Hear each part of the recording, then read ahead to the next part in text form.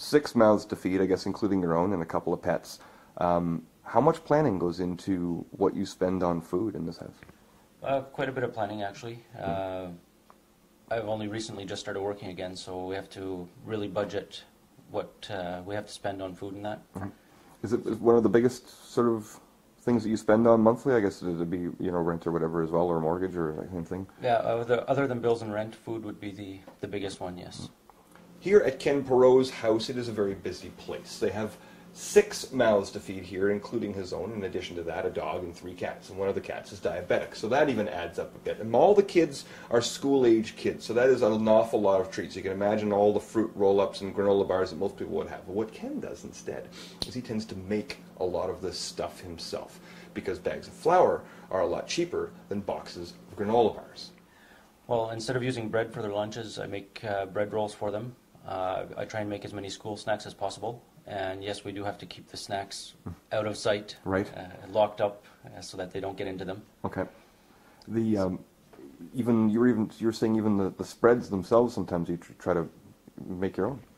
Yeah, I've made hazelnut spread and caramel spread, and they seem to like them. Excellent. So it saves money on those spreads. The other secret to making your grocery budget go farther when you are in a house where there are 2 incomes but one of them is fixed is to not waste anything, to try not to throw anything away.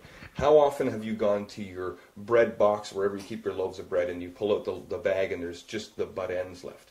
You throw them out or give them to the squirrels. That's what I do.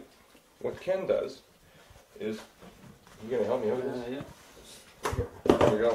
This is a box of breadcrumbs, which we all use to make, breaded chicken or whatever. You can take that. But that's all from the butt ends of bread that he puts in his dehydrator, which he keeps downstairs. So he doesn't just use a dehydrator for that. He also, check these out. That's onions, and these are, I think, jalapeno peppers. Yes. So these kind of things, instead of throwing them out, we've all gone to the fridge and pulled out the crisper and found that mushy red pepper down there or whatever. He doesn't throw it out or put it in the green box like I would. He puts it in the dehydrator and then it gets used, maybe on pizzas or soups or stews, so it's not wasted. Just made these actually last night and this morning. So is that for lunches and stuff, or just for snacks? No, for school lunches, and that's it. And you got the crock pot on this. Yep. Is that tonight's meal? That's tonight's meal. In Ottawa, Doug Hempsted for Sun News.